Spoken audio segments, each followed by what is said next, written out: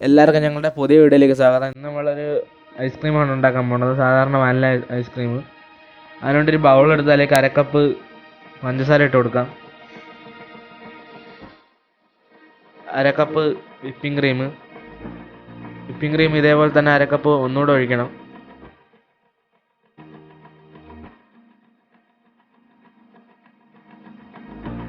Whipping cream അരക്കപ്പ് ഒന്നുകൂടെ ഒഴിച്ചിട്ടുണ്ട്.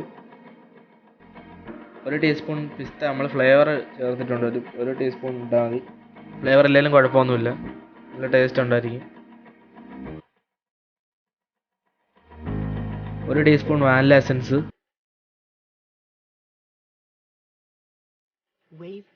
നന്നായിട്ട് ഒന്ന് മിക്സ് ചെയ്തെടുക്കാം. കുറേ നേരം നിന്ന് ഇളക്കണം. നന്നായിട്ട് കുറേ നേരം ഇളക്കി നന്നായിട്ട് കിട്ടുന്നതായിരിക്കും.